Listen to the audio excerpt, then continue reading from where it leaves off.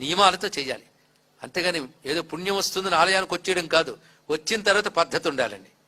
సాధారణంగా అప్పటి స్త్రీలకు చెప్పక్కర్లేదు, జుట్టుకు ముడి వేసుకోనిది భగవంతుడికి దండం పెట్టరాదు. అలాగని ఇప్పుడు కత్తిరింపుల జుట్లు, వేలాడేసుకున్న జుట్లు, మధ్య మధ్యలో వెనక్కి తీసుకున్నటువంటి వాళ్ళు వచ్చి శివుడికి దండం పెడతామని చెప్పి తలపెడుతూ జుట్టంతా శివుడికి తగిలేటట్టు చేస్తున్నారు. ఇది మహాపాపం.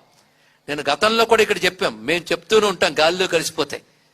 దాన్ని అమలు పరచాలనేటువంటి అధికార యంత్రాంగం ఉండాలి, అమలు పరిచేటువంటి చిత్తశుద్ధి ఉండాలి. ప్రస్తుతం అలాంటి వాతావరణం ఉందన్న నమ్మకంతో నేను చెప్తున్నాను. ఇక్కడ వచ్చేటువంటి యాత్రికులకి ఇన్ని బోర్డులు పెడుతున్నారే, సహస్రనామార్చనకి ఇన్ని వేలు, పూజలకి ఇన్ని వేలు అని ఇన్ని బోర్డులు పెడుతూ ఒక బోర్డు పెట్టండి, ఆడవాళ్ళు జుట్టు ముడి పెట్టుకు రావాలి, జడ వేసుకుని ఉండాలి చెప్పండి. అలాగే వివాహితులైనటువంటి స్త్రీలకి కాలి మట్టెలు ఉండాలి, నుదుట కుంకుమ ఉండాలి. ఇవి లేకుండా గుళ్ళకు వచ్చేస్తున్నారండి. ఇలాంటి సంస్కారాలు, సంప్రదాయాలు. అలాగే చీర కట్టు. అంతేగాని ఆధునిక వస్త్రధారణ చేసుకుని ఊరంతా తిరగండి, పర్వాలేదు, కానీ గుళ్ళోకి మాత్రం రాకండి. ఇక్కడ ఇంట్లో పూజ చేసినా, గుళ్ళో పూజ చేసినా కనీసం ఆ సమయంలో అయినా సంప్రదాయ వస్త్రధారణ ఉండాలి. పురుషులకే కాదు, స్త్రీలకి నియమాలు వర్తిస్తాయి. వచ్చి బొట్టు పెట్టుకోండి, బొట్టు పెట్టుకుని రండి, రెండూ చాలా అవసరం. ఇక్కడ శివారాధనకి భస్మధారణ, గంధం, కుంకుమ ధరించి అర్చన చేసుకోవాలి ఇక్కడ. కనుక అటువంటి సంప్రదాయం పాటిస్తేనే దేవత. ఎందుకంటే అక్కడ దేవత చూస్తోంది నిన్ను. దానికి తగ్గ వస్త్రధారణ ఉండాలి, దానికి కట్టుబొట్టు ఉండాలి.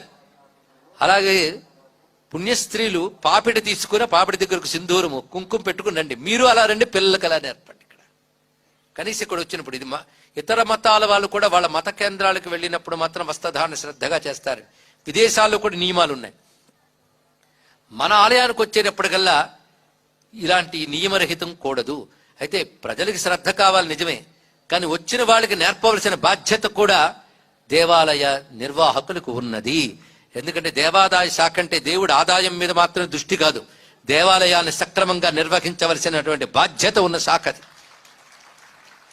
ఇది గుర్తుపెట్టుకోవాల్సిన అవసరం ఇక్కడ. అందుకే ప్రధానం.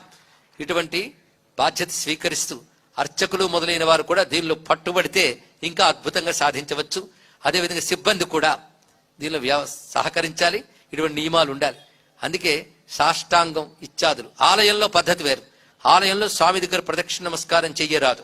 కొందరు అర్చకులు ఏం చేస్తారంటే ప్రదక్షిణ నమస్కారం చేయండి అని చెప్పేస్తుంటారు. ధ్వజస్తంభానికి బయటే సాష్టాంగం, బయటే ప్రదక్షిణాదులు చెయ్యాలి, కానీ ఆలయం వద్ద, స్వామి వద్ద చెయ్యరాదు. ఇళ్లల్లో అయితే ఆత్మ ప్రదక్షిణ నమస్కారం, అప్పుడు కూడా చుట్టూ తిరగడం లేదు, ఆత్మ ప్రదక్షిణ అక్కడ ఉంటుంది. కానీ ఆలయంలో ఆత్మ ప్రదక్షిణ కూడదు. ఆలయ ప్రదక్షిణ చేయవచ్చు, ఆత్మ ప్రదక్షిణ కూడదు. తెలుసుకోండి ఇక్కడ. ఎందుకంటే ఏ ఆలయాలకన్నా తెలియని తనం ఎక్కువ అవుతుంది ఇక్కడ. పైగా ఏమంటే ఏమనుకుంటారో అని భయం చేత కూడా కొందరు అర్చకులు తెలిసినా చెప్పలేకపోతున్నారు. కానీ తెలుసుకోవాల్సిన బాధ్యత ఉంది ఇక్కడ.